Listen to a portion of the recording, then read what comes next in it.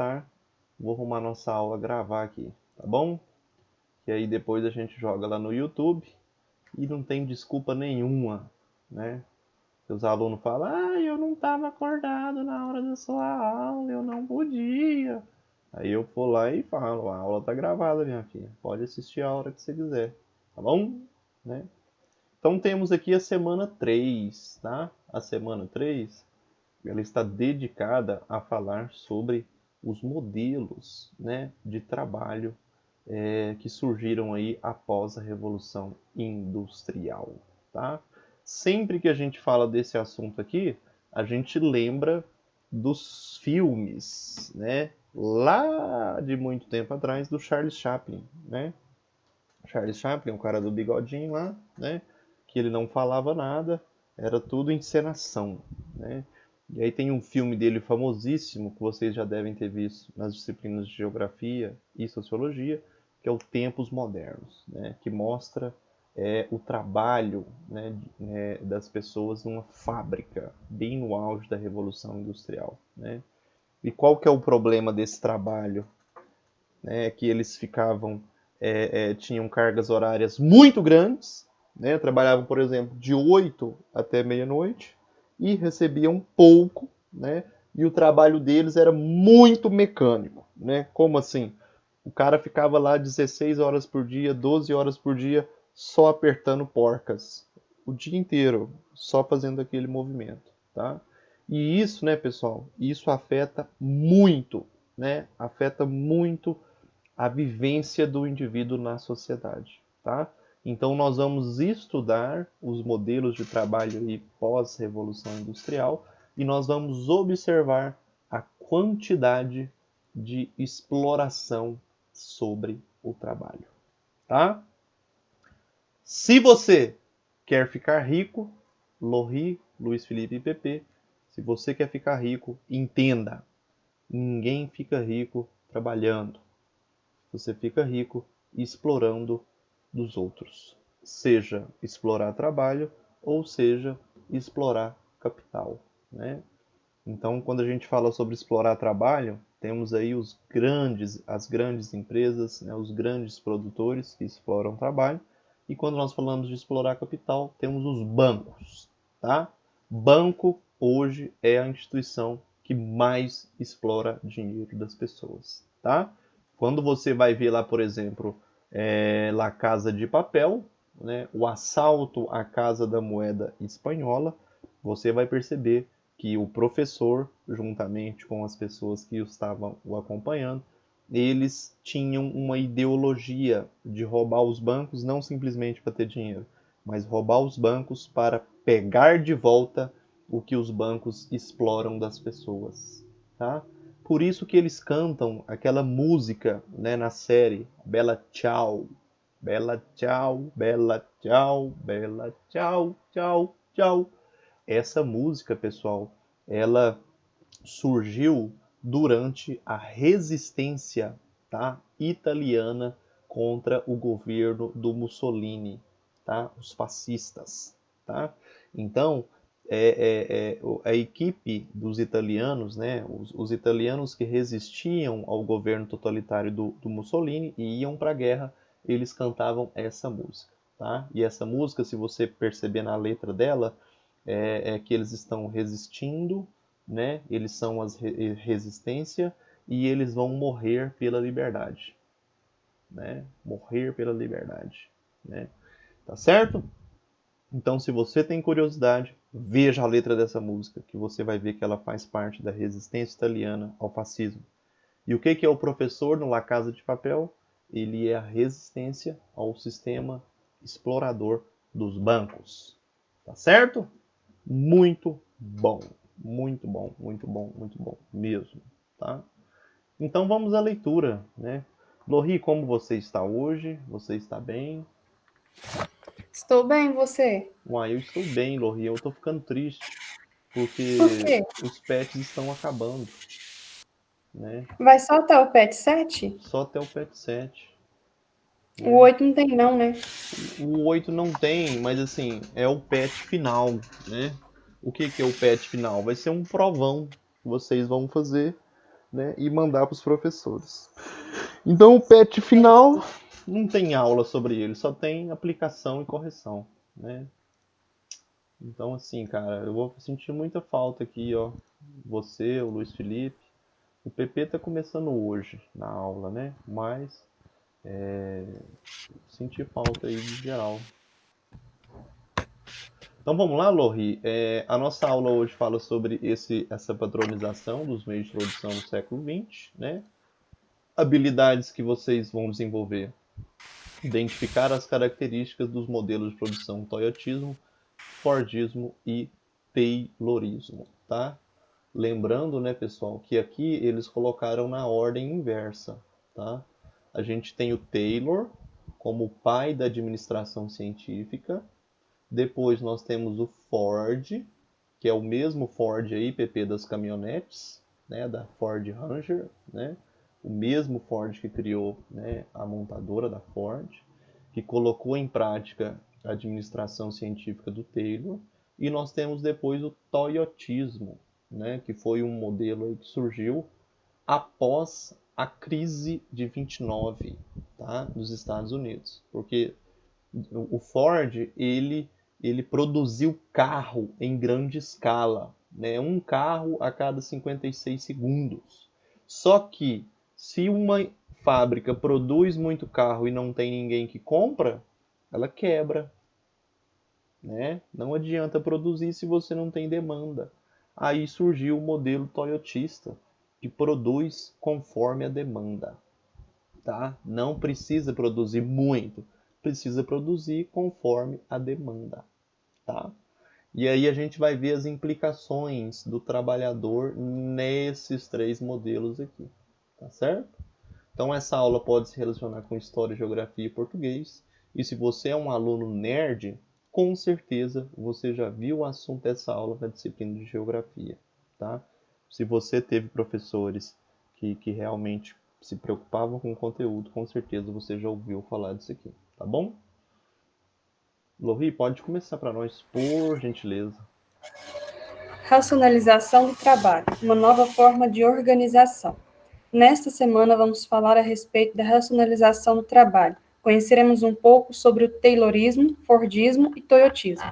Com o crescimento da industrialização e a busca por mais produção e menores custos, o que aumentaria os lucros, várias teorias foram desenvolvidas no final do século XIX e início do século XX. O norte-americano Frederick Winslow Taylor lançou, em 1911, o livro Princípios da Administração Científica, que propunha a aplicação de princípios científicos na organização do trabalho, buscando maior racionalização do processo produtivo. Taylor propunha estratégias gerenciais fundamentadas em um rigoroso controle de tempo e movimentos, na especialização das atividades e na remuneração por desempenho. Esse modelo ficou conhecido como Taylorismo, que buscava a padronização de todas as atividades de produção, definidas pela administração e depois repassadas aos trabalhadores. Esse sistema tinha como objetivo o aumento da produtividade através de mecanismos que permitiam aos administradores controlar e intensificar o ritmo e, assim, aumentar o lucro dos donos dos meios de produção. Os ganhos de produtividade e exploração da força de trabalho foram bastante significativos. A ênfase na separação entre a concepção, gerência e a execução do trabalho ampliou a alienação do trabalho. Partia-se do princípio de que os trabalhadores eram pagos para executar, não para pensar. Olha para você ver, Lori do céu, tudo isso que você leu mostra a desgraça que viviam os trabalhadores no início da Revolução Industrial, né? Porque qual era o objetivo do dono da empresa? Aumentar o lucro. E o que você fazia para aumentar o lucro? O que fosse necessário, tá? O que for necessário para aumentar o lucro, os donos, né, dos meios de produção, os burgueses, faziam. E aí, qual é o problema disso tudo? O trabalhador, ele se torna apenas uma ferramenta pela qual o burguês usa para ganhar dinheiro, tá? E isso aumentou muito a alienação, porque não cabia aos trabalhadores, né, questionar, pensar, participar do processo. Cabia a eles apenas obedecer, obedecer o controle, né? E aí a gente vê essa imagem aqui que se aproxima muito, né, do filme Tempos Modernos. Eles ficavam, né, em escala, né, que é o que a gente chama, né, em linha, e aí uma esteira ia passando, né, com com as atividades que eles deveriam desenvolver, né? Então, assim, foi um período, pessoal, de muita, mas muita exploração do trabalho, tá? Muita mesmo. Pode continuar, Lohri. Um modelo prático de produção que teve como base Taylorismo e revolucionou a indústria foi o que ficou conhecido como Fordismo. Henry Ford inovou ao produzir veículos padronizados e em grande quantidade, o que barateava os custos de produção e o preço do produto final. Dessa forma, aumentava o mercado e alcançava um maior número de consumidores. Para isso, Ford desenvolveu a linha de montagem em série, na qual os trabalhadores se fixavam em seus postos de trabalho e os objetos de trabalho se deslocavam em trilhas ou esteiras. Cada trabalhador era especializado apenas em uma única tarefa. O ritmo era ditado pela velocidade da linha de produção. Ao repetir movimentos iguais, o operário atuava como uma peça da engrenagem de produção, alienado do conjunto do seu trabalho.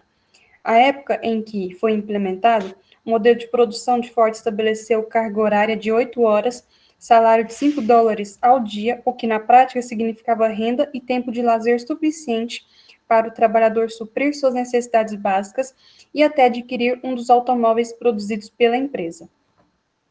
Tá aqui, né, pessoal, o cara que inventou o carro popular, tá? A gente tem uma noção hoje que carro popular é Gol, Fiat Uno, né? O primeiro carro popular que surgiu foi o Ford T, conhecido também como Ford Bigode, né? Porque ele tinha, né, uma aparência que dava a entender de um bigode, né? Um Tzão aqui, né? E aí, o que que a gente entende desse processo aqui, pessoal? Né?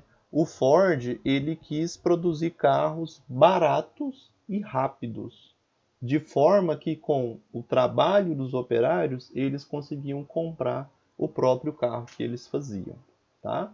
E aí a gente vai perceber qual foi o reflexo dessa produção em grande escala, né?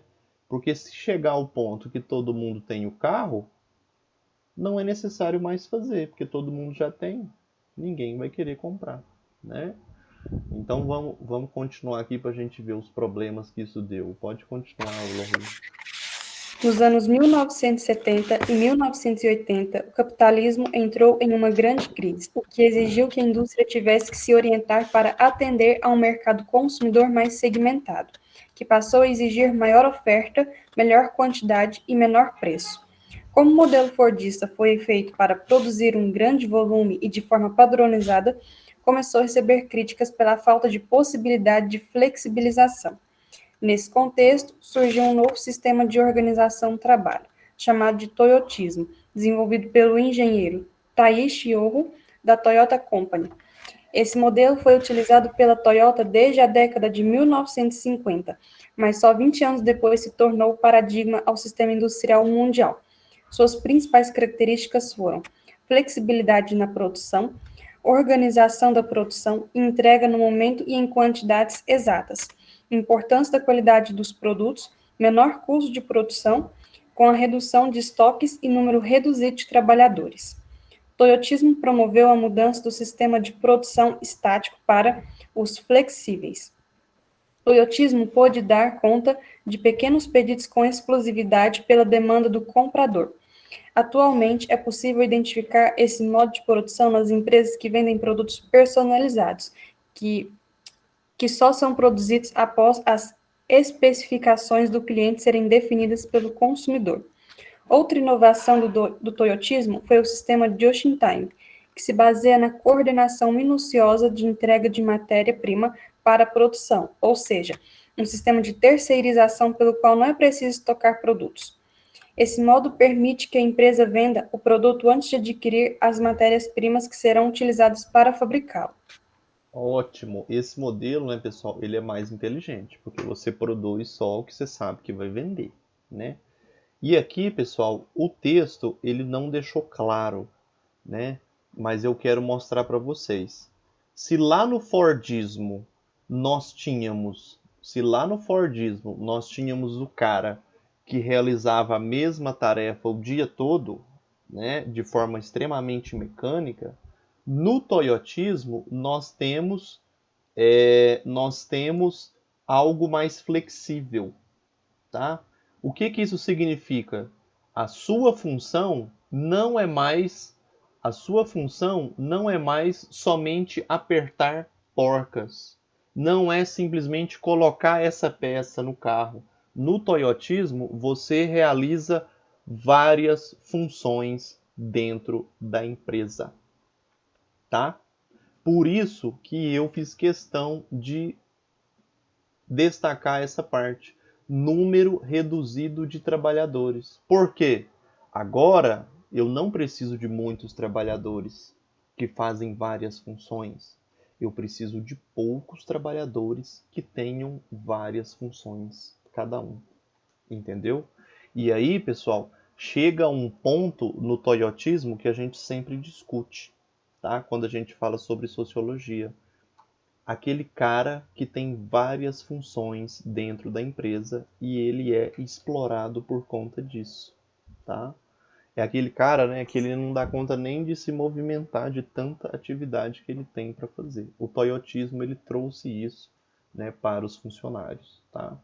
Enquanto nos modelos Taylorismo e Fordismo o funcionário era especialista em uma única e simples tarefa, no Toyotismo o funcionário passou a ser multifuncional, polivalente, várias funções, tá? Ou seja, deveria aprender e desempenhar várias tarefas. Apesar de favorecer os aspectos ligados ao trabalho em equipe, a qualificação, entre outros, esse modelo esbarra nos limites do trabalho alienado, ou seja, o trabalhador continua a ser explorado e também a não dominar o processo produtivo, tá? Então todo esse trabalho aí de multitarefa fez com que o trabalhador se alienasse ainda mais, né? Ainda mais. Por quê?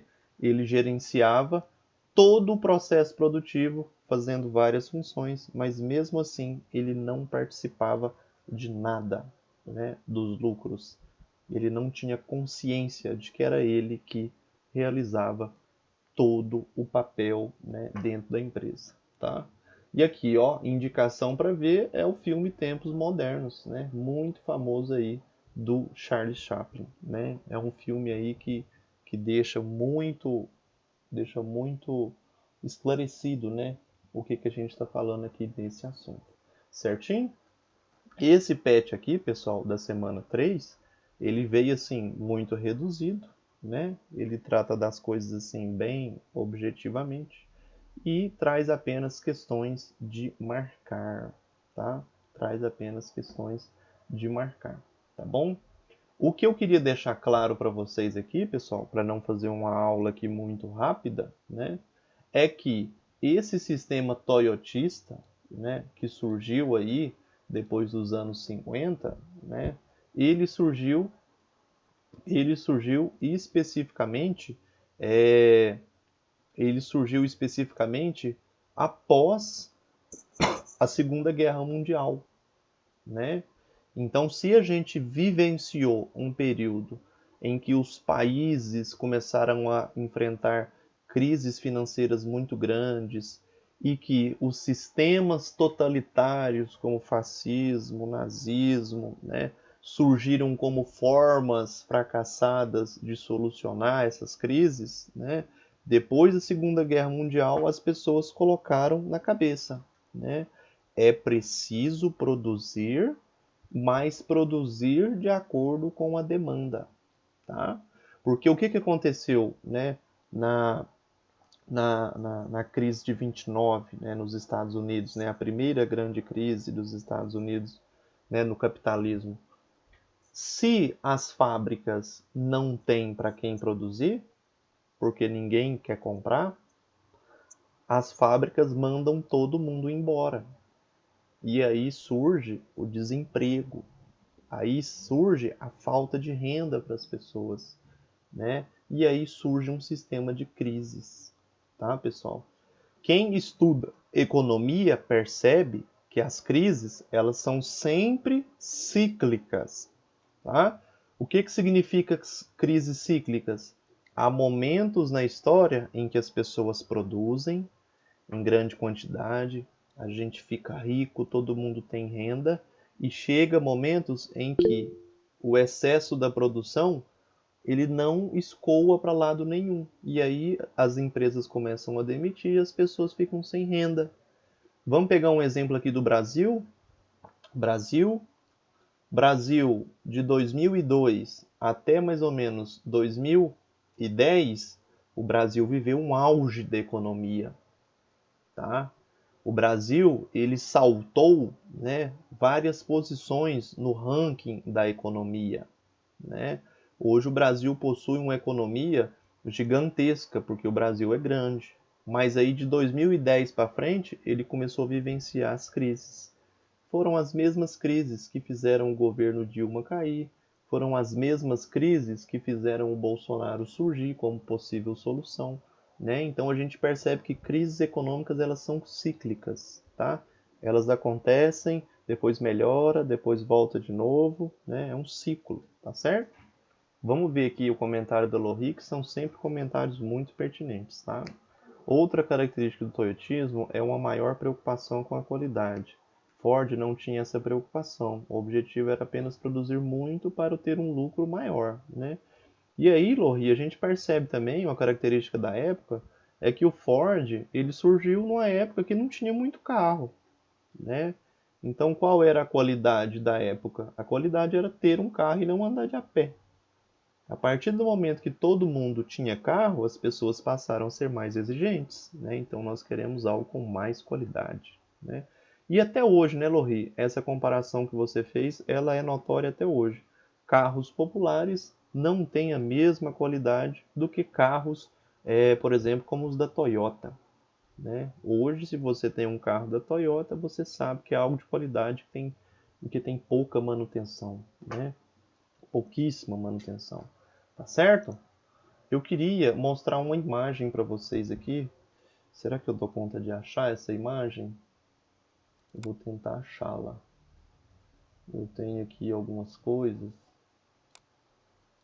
Vou tentar achá-la aqui.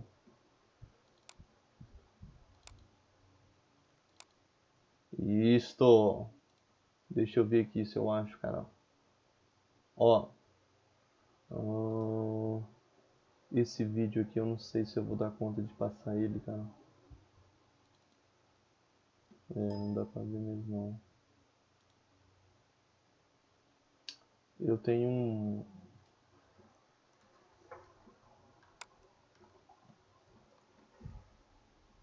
Aí, ó.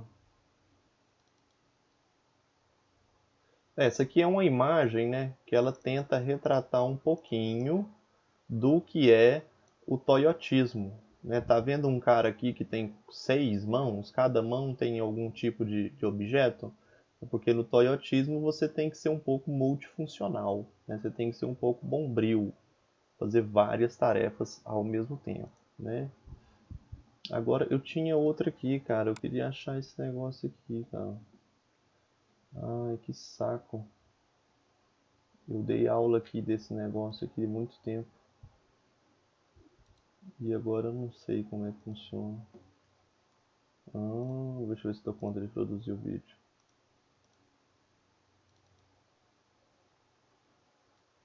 O primeiro vem. E não. Esse aqui é um vídeo, pessoal, um documentário do History, que ele mostra como era a fabricação, né, nas indústrias do Ford, né? Muito antigamente, tá? Depois, se vocês quiserem olhar no YouTube, tá lá, documentário sobre Henry Ford, tá? Eu queria um vídeo mais resumido. Os vídeos que eu tenho aqui. Em uma década estava endividado. Esse processo de conformação Com uma versão versão repaginada do amado Ford Bigode, chamado Modelo A. De 8 havia 9 automóveis. Como foi carinhosamente apelidado, mudou a maior a quantidade, menor o preço. Grande, que forte. Esse outro documentário aqui, ele mostra, né, quais foram os reflexos, né, da criação do modelo do Ford, né, no passado e o que eles fizeram com a história, tá? Então, assim, o processo de produção acelerado, né, ele modificou muito as relações sociais, tá? Porque aí as pessoas perceberam que a única fonte de emprego era na indústria. Aí, a partir do momento que a indústria quebrou, passou por crises, eles começaram a refletir e montar um novo modelo de indústria e, portanto, um novo Em uma modelo década, estradas um novo modelo de emprego, tá? Por que que hoje a gente fala que as pessoas elas devem estudar? As pessoas hoje elas devem fazer faculdade, né? Porque hoje o emprego ele exige uma mão de obra mais qualificada para atender as demandas, né, aí da sociedade, entendeu? Então, assim, antigamente não era preciso ter muita instrução. Era só você repetir movimentos mecânicos. A partir do momento que o trabalho ficou mais qualificado, né, surgiu a demanda de qualificação. As pessoas têm que aprender, as pessoas têm que desenvolver habilidades, né? Olha a pergunta da Lohri. Tiago, a produção em série é produzir em grande quantidade? Sim, é produção em escala que a gente fala, viu, Lohri? Por que é produção em escala? Porque tudo é calculado, tá, Lohri? Deixa eu te dar um exemplo aqui. Eu trabalhei 10 anos da minha vida, antes de ser professor, com marcenaria. Ajudava a fabricar móveis. E aqui a gente fabricava móveis em escala, né? O que isso significa? A gente fazia 500 cadeiras de uma vez. 500 cadeiras. Aí eu estava operando uma máquina que produzia, por exemplo, peças de uma cadeira. Aí, por hora, era calculado quantas peças que eu conseguia fazer, né? Aí, se eu não conseguisse atender o número de peças que era exigido por hora, eles me tiravam da máquina e colocavam outra pessoa. Porque a produção é calculada, controlada, né? Então, assim, não tem muito não tem muito o que discutir. Ou você faz dentro do que é controlado, ou você está fora, tá? Nossa, eu lembro muito que eu trabalhava com meus irmãos aqui na marcenaria, e aí a gente ficava assim, o tempo todo meio que controlando, sabe? Ah, ele conseguiu fazer só tantas peças em uma hora. Nossa, tá devagar, não vai dar conta. Então, assim, o trabalho em escala é aquele trabalho que é controlado, entendeu? Você tem que produzir por tempo, né? Produzir por tempo, tá certo? Vamos aqui para as atividades, né? Um pet bem pequeno, viu, pessoal? Esse pet aqui, tá? Bem pequeno mesmo, tá? Bem pequeno mesmo. E o que tem que ficar claro para vocês aqui, pessoal, em todo esse assunto que nós estamos discutindo, o que tem que ficar claro para você é a diferença do que o trabalhador se apropria e a diferença do que o burguês, dono da indústria, se apropria, tá bom? Isso que tem que ficar claro para vocês. Porque se tem algo que explica a desigualdade social, esse algo é a exploração do trabalhador pelos burgueses, tá? Então, nesse período aí, pessoal, de industrialização, os burgueses ficaram muito ricos e os trabalhadores ficavam ali com as sobras, né, a merrequinha, tá? Então, o nosso assunto ele gira todo em torno disso, tá? Todo em torno disso. Vamos às questões. As inovações na organização dos processos de produção, desenvolvidas a partir do final do século XIX e início do XX, ficaram conhecidas a partir da derivação dos nomes de seus principais expoentes, como Taylor e Ford, né? Lembrando que o Taylor, pessoal, ele era o teórico. Taylor foi o cara que criou os livros aí que inauguraram a administração científica, tá? E o Ford foi quem colocou em prática, tá certo? Se você for estudar administração de empresas, se você for estudar contabilidade, você vai estudar tudo isso aqui que nós estamos falando, tá? Além disso, o Taylorismo e o Fordismo caracterizaram, respectivamente, dois princípios de organização do trabalho, denominados de empirismo e produção artesanal. Se é artesanal, não é industrial, né? Administração científica e linhas de produção. Correto, né? Porque o Taylor criou a administração científica, tá? E o Ford, ele inaugurou as linhas de produção, tá? Então a alternativa da letra B está corretíssima, tá certo? Corretíssima, tá certo? Para quem aqui não sabe o que é empirismo, tá?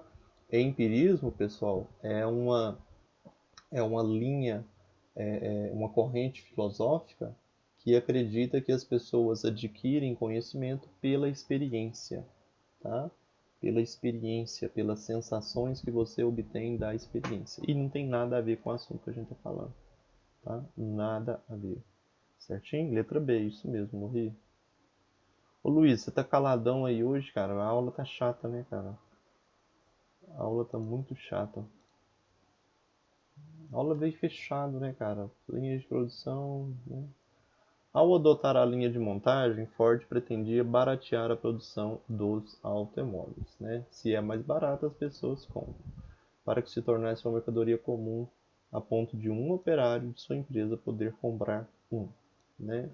O primeiro modelo produzido em uma linha de montagem ficou mundialmente conhecido, né? Este modelo era Ford Fusion, nunca, né? Ford Fusion, é de 2000 e tanto para frente aí, né? É o Ford T, tá? Ford T. Por que era Ford T? Porque ele tinha algo ali na frente dele que lembrava a letra T, né? E algumas pessoas apelidaram também esse Ford Bigode, tá certo? Ford Bigode. 3. Com a implantação do toyotismo, houve uma sensível alteração nos sistemas produtivos industriais, que abandonaram a produção massiva e adotaram a produção flexível, tá? Essa atividade, essa alternativa aqui, ela está correta, né? Porque abandonaram aquela produção de massa, em que se produzia em grande escala, e adotaram produção flexível. O que significa flexível? É de acordo com a demanda, né? Ela altera. A A já veio de cara aqui correta, tá? Trocaram a execução de serviços automatizados por trabalhos mecânicos? Pelo contrário, né? Deixou de ser mecânico. Intensificaram a administração para ampliação de sistemas de estocagem? Muito pelo contrário, não se estoca, que é por demanda. Diminuíram os gastos com os meios de produção e investiram na formação dos trabalhadores? Muito pelo contrário, né? O meio flexível visava a qualidade e em alguns momentos aumentava o custo de produção, né? Então aumentava o custo, não diminuía os gastos. Então a alternativa A aí, ela explica, né, o que mudou aí com a implantação do toyotismo, tá certo? Né? E nós temos aí a última questão, que é, né, a número 4. A número 4, ela traz algumas alternativas aqui que dizem respeito ao volvismo, né? Está relacionada àquela marca Volvo, né? Lohri ou Luiz, vocês poderiam... Olha a Lohri aqui, ó. Com o Fordismo, vemos que além da necessidade de comprar, dar ao trabalhador o poder de comprar e uma forma de alienação, né? Dá o poder de comprar, né, Lohri?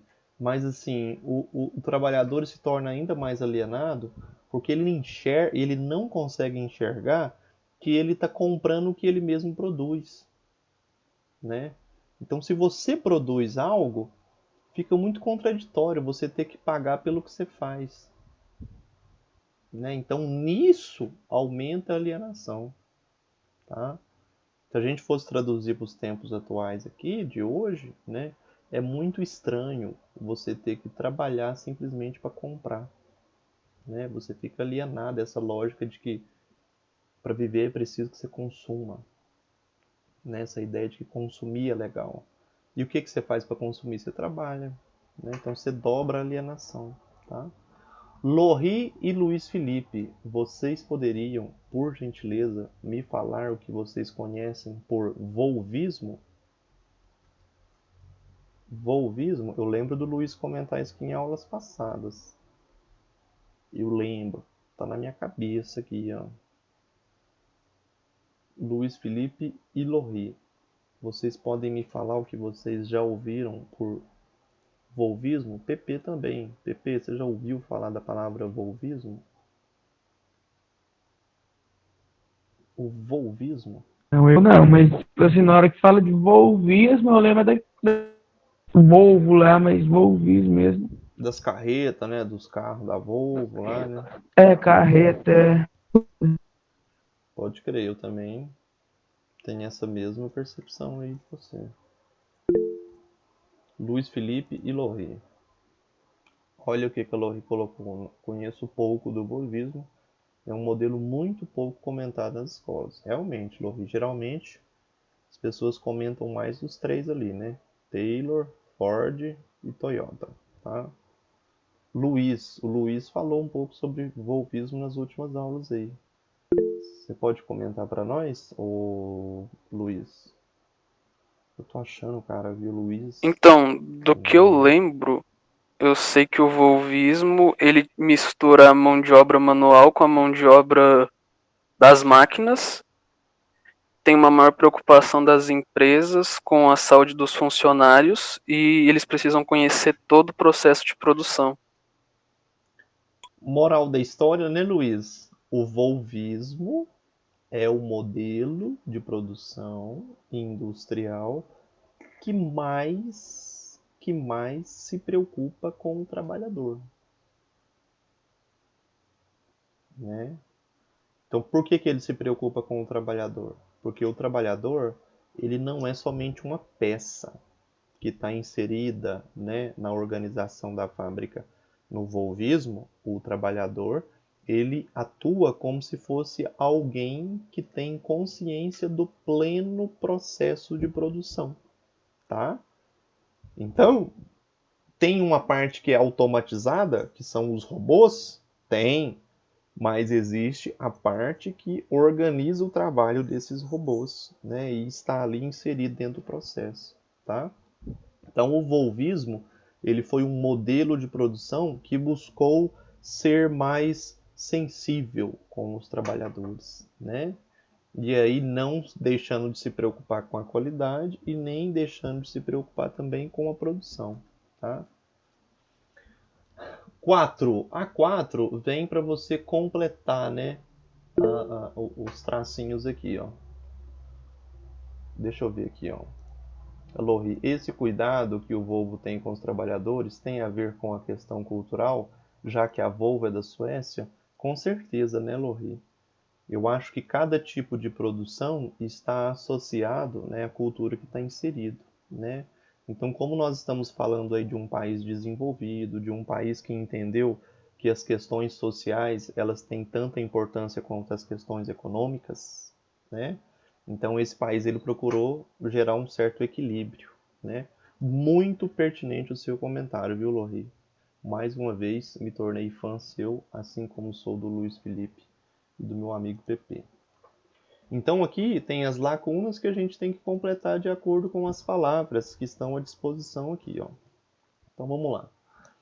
Parará, parará são estratégias desenvolvidas para conduzir o comportamento da indústria, visando maximizar os lucros e melhorar o desempenho da atividade industrial na economia, tá?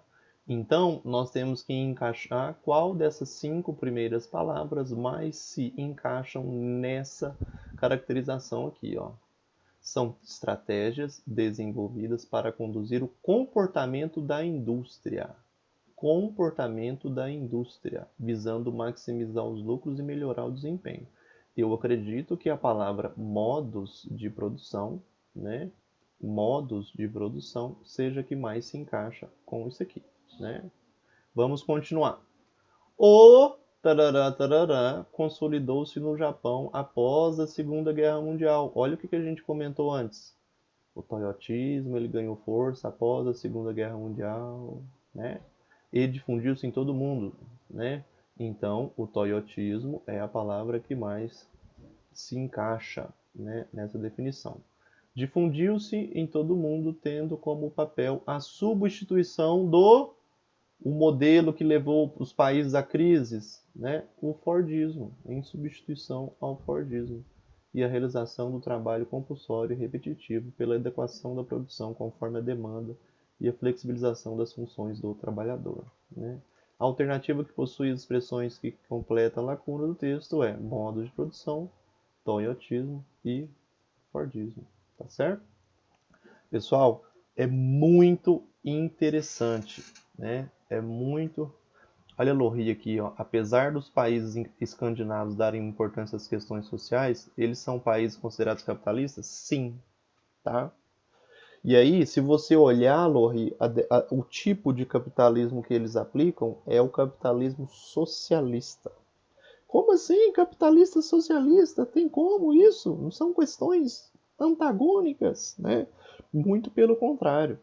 É um tipo de capitalismo que preza, né, pelos princípios capitalistas, que é liberdade, propriedade privada, né, garantia da vida, do respeito à vida, mas que não prega o capitalismo acima de tudo. O capitalismo ele é um princípio bacana, um sistema de produção bacana, um sistema econômico bacana, só que ele não é mais importante do que a sociedade. Então, se chegar em algum momento que o sistema capitalista começa a prejudicar a sociedade, aí eles revêem todo o processo, tá certo? Então, é muito importante você alinhar essas ideias, né? O capitalismo social, ele é um modelo de capitalista muito presente nos países desenvolvidos, tá certo? Muito presente, né? E nos países subdesenvolvidos como o Brasil, a gente vê esse capitalismo que a gente diz capitalismo selvagem. Por que capitalismo selvagem? Porque é o lucro, mesmo que isso prejudique as sociedades, que é o que a gente mais vê no Brasil, né? A solução para o Brasil seria o capitalismo social? Com certeza, Lohri. Com certeza, né? Mas para que esse capitalismo social ocorra, é preciso que as pessoas entendam, tá? Entendam, é preciso de políticas que invistam na sociedade para que a sociedade tenha condições de viver esse capitalismo, né? Como que um pobre vai viver o capitalismo se ele não tem garantia do emprego? Como? Então é preciso estruturar a sociedade para conseguir viver, né, de maneira completa esse capitalismo aí, entendeu? Quais autores desenvolveram o capitalismo social, né? Sem dúvida nenhuma, viu, Lohri? O primeiro de todos que você vai ver sobre essa questão do capitalismo aí, olhando para a sociedade, tá? Sem dúvida nenhuma, é o Keynes, tá? Keynes. Quem é o Keynes? Ou muita gente conhece o keynesianismo, né? O Keynes foi o cara que salvou os Estados Unidos, né, da crise de 29. Foi ele, né, que lançou a ideia de bem-estar social, né? O que é o bem-estar social? Para que a economia se desenvolva, é preciso que o Estado, né, ele venha intervir nessa economia e garantir o bem-estar das pessoas. Moral da história: nenhum país vai desenvolver economicamente se o Estado não garantir renda, não garantir moradia, não garantir saúde para as pessoas, né? Então, aí surge a necessidade do Estado intervir. Por que hoje existe por que que hoje existe imposto? Né? Você compra uma bolachinha no supermercado, vem um imposto da bolachinha. Porque o Estado ele recolhe dinheiro da população para garantir serviços básicos. Né? E aí está um dos problemas do Brasil. Né? Qual que é o problema do Brasil? A gente recolhe muito imposto e os políticos não devolvem para a sociedade esse imposto. Então esse é um dos principais problemas da sociedade.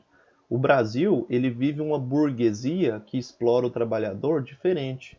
Que burguesia é essa? Os políticos, que exploram os trabalhadores através dos impostos, exploram todo mundo, né? E eles ficam com esse imposto para eles, né? Em forma de corrupção. Né? Então, assim, esse é um problema muito grande. Né? Depois, o Ronald Reagan aplicou o neoliberalismo. Né?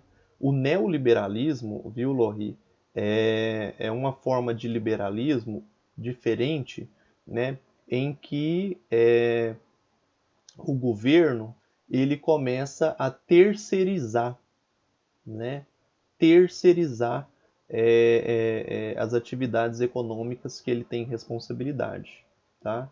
Então, assim, num governo neoliberal, nós temos as pessoas livres para comprar e vender, entretanto, né, o governo ele oferece certos serviços para a população de forma terceirizada, né? Então, como que a gente pode falar dessa terceirização? O governo paga alguma empresa para fazer o que ele deveria fazer. Né? Então, é mais ou menos assim. No Brasil, nós temos o SUS. O SUS não é um modelo terceirizado. Né? O SUS é um modelo, né, gerido, né, pela política brasileira, né, pelo Estado. Já nos Estados Unidos, né, nós temos aí os planos de saúde, que todo mundo é obrigado a ter. Né? Então, o governo, de certa forma, ele não oferece saúde, ele terceiriza as pessoas, e se você não tem dinheiro para pagar, o governo, parece que lá eles te concedem uma certa quantia. Né? Nesse sentido, já ouvi falar da desregulamentação do mercado, que foi aplicado por Thatcher e Reagan, né, se não me engano. O que seria desregulamentar o mercado? É tirar as agências de regulação, tirar as leis, tirar as normas, né? Deixar as empresas livres para atender a demanda. Tá? Só que aí, Lohri, você tem que entender uma coisa, tá? No meio disso tudo. Né? Você precisa entender que a sociedade ela tem que estar apta para comprar as coisas no modelo liberal. Né? Por quê? Se o governo não vai mais regular, se não vão ter mais leis regulando a economia, é preciso garantir que todas as pessoas tenham acesso, né, aos serviços básicos. Né? Por exemplo, país desenvolvido, onde as pessoas possuem um bom acesso à renda, a emprego, né? Isso garante que elas tenham condições de comprar saúde, comprar moradia e comprar educação. Agora, países subdesenvolvidos, onde as pessoas não têm renda, não tem como garantir que elas vão ter dinheiro para comprar esses serviços. Tá? Então, em país desenvolvido, é fácil falar de liberalismo, de neoliberalismo. Né? Agora, país subdesenvolvido, isso não é fácil. Tá? E o Brasil, o problema dele não é nem as pessoas não terem acesso. Né? O problema do Brasil é a burguesia política que não devolve para a sociedade os impostos que ela recolhe. Tá? Esse é o problema do Brasil, quando a gente fala desse assunto. Tá? E eu queria, viu, Lohri, te dar os parabéns, porque quando a gente fala sobre capitalismo, liberalismo, neoliberalismo, regulação do Estado, não interferência do Estado, né? Isso são assuntos muito complexos e se você consegue discutir sobre eles, você já está muito bem posicionado, tá? Porque são assuntos muito complexos, tá? Exemplo. Bolsonaro, ele foi eleito sobre a pauta política liberal, tá? Liberal. O Estado não deve agir, não deve intervir na economia, as pessoas devem ser livres, né? Agora, se você, por exemplo, admira o Lula, né, ou o Ciro Gomes, por exemplo, que foi quem mais se aproximou, né, você é uma pessoa que defende mais a intervenção do Estado na economia, né? O Estado ele regula mais a economia, tá certo? Então, isso são questões muito interessantes, tá? Ah, Tiago, o que que significa o Estado regular a economia, o Estado intervir, né? É simples, né? Eu preciso de gerar mais emprego, né? Vamos pegar o exemplo da crise de 29? Crise de 29, desemprego em massa nos Estados Unidos. O que que o Keynes, o que que o Keynes ele, ele, ele, o que que o Keynes ele promoveu, né, para os Estados Unidos? Vamos retomar todas as obras públicas? Vamos colocar os Estados Unidos para construir rodovias, para construir, né, indústrias? E aí o Estado ele passou a contratar as pessoas e gerar mais emprego, né? E isso gerou mais renda e ajudou a economia, tá? Então, colocar uma balança equilibrada entre demanda, né, e oferta, sabe? Oferta e procura, né? Manter essa balança equilibrada entre gente empregada e coisa para comprar, né? É muito difícil, tá? É muito difícil. Por isso que a economia é uma ciência social muito delicada de se comentar, né? Mas eu achei tão interessante, pessoal, porque essa aula de nós, a nossa aula hoje veio tão fechada num assunto só e a gente conseguiu expandir, né, esse assunto para algo mais delicado, tá? Muito obrigado mesmo, viu, Lori? Muito obrigado, né? O PP também, o Luiz Felipe, muito obrigado, né? Uma indicação de série sobre esse assunto de vilarismo é a quarta temporada de The Crown, né? Essa série aí, Lori, The Crown, né? Pronuncia, ela é a série que fala sobre Inglaterra lá, não é? O que que é? É a série que fala do reinado da Rainha Elizabeth. Aí na quarta temporada vai se passar entre o final dos anos 70 e anos 80, e aí vai retratar justamente esse período que a Margaret Thatcher chega ao poder e começa a aplicar o neoliberalismo na Inglaterra. Ótimo, cara. Nossa, show de bola. Sabia, Lohri, que de várias pessoas me indicaram essa série pra me ver, até hoje eu não vi. Eu vou ver depois dessa fala sua, viu? The Crown. Eu já ouvi E falar. primeira, segunda temporada também tem muitos fatos históricos, eventos históricos, por exemplo, no começo do reinado da Rainha Elizabeth, que tinha a questão da descolonização da África, e tinha alguns países da África que eram meio que submissos lá à Inglaterra, que era da Comunidade das Nações. Aí tem um episódio que retrata da crise do Canal de Suez, que é quando o Nasser quer tentar pegar o Canal de Suez para o Egito, e acaba tendo um embate entre a França, a Inglaterra, Israel também, porque eram países que ficavam controlando ali o canal lá de Suez. Ô Lohri, você é maravilhosa, viu? Fora brincadeira. Conversar com gente inteligente é outro naipe. Não é não, PP? O que que você achou de ter conhecido a Lohri japonesa, né? O PP falou que a Lohri era inteligente demais, né, cara? Outro nível. Tá louco, né? Vamos ver aqui o comentário do Luiz. Tiago, a crise de 2008 aconteceu dentro do neoliberalismo, mas ela foi contida rapidamente pela intervenção do Estado. Isso foi por meio da retomada do keynesianismo ou do neoliberalismo mesmo? Retomada, Luiz Felipe, do keynesianismo, tá? Retomada do keynesianismo. O neoliberalismo selvagem foi o que fez a crise de 2008 acontecer, tá? Deixa eu só parar o... Ô, PP, desliga o microfone aí, cara. Ah, eu desliguei aqui. O comentário do Luiz Felipe aqui, ó. O neoliberalismo selvagem, né? Como quando eu digo selvagem, é aquele que é sem pensar, né? Sem racionalizar. O neoliberalismo selvagem foi o que desenvolveu a crise de 2008 nos Estados Unidos. Por quê? Né? Eu não sei se você sabe o que gerou, você sabe com certeza, né? A crise de 2008 dos Estados Unidos foi gerada pela hiperinflação do sistema imobiliário, tá?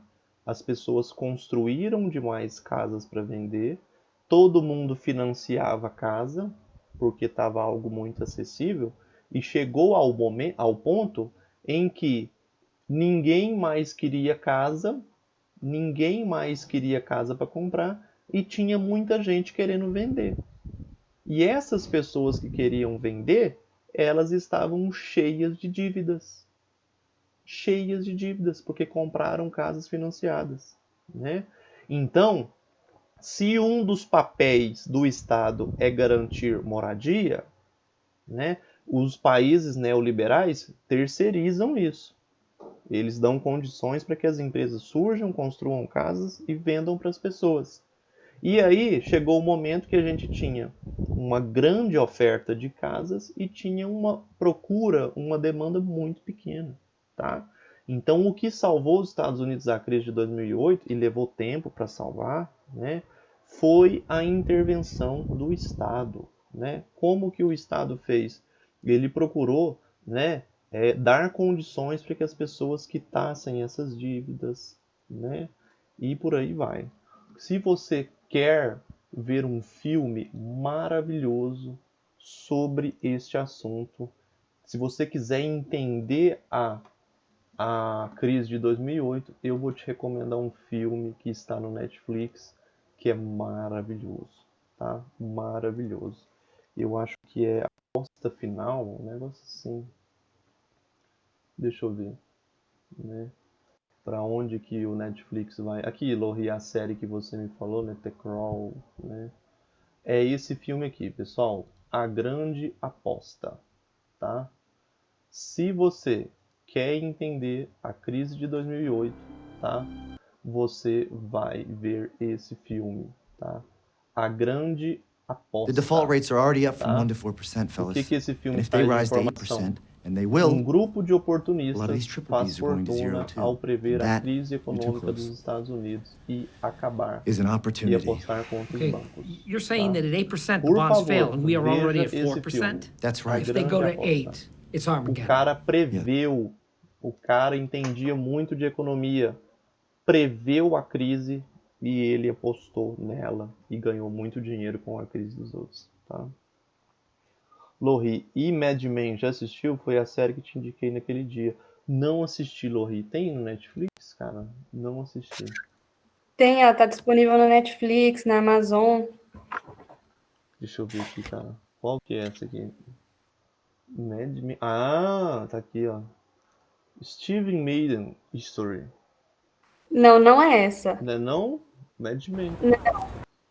Quer ver? Tenta de novo. Mad Men é com E? É M-A-D-M-E-N. Uai, eu escrevi certo aqui, então. Uai, pensei que até onde eu sabia ela tava disponível na Netflix. Então, porque o Netflix tem disso mesmo. Coloca as coisas e depois tira, sabe? Às vezes deve ter retirado, então. Ah, que pena. Não, mas eu vou procurar ela aqui no... Como se fala? Lá no... Amazon. Não, eu não assino a Amazon. Eu acho que eu vou procurar ela lá na... Como é que fala, cara? Aquela internet lá do Mundo Sombrios? Como é que chama? Deep Tipo, Web. esses outros. Tá. Mas só se digitar aí também no Google Mad Men, caso tiver interesse depois. Eu vou entrar na Deep Web e vou procurar essa série. Vai acessar. Ô, pessoal, muito obrigado pela aula de vocês, tá? Vocês são show. Semana que vem nós tá aí com a semana 4 aí do PET 6, tá ligado?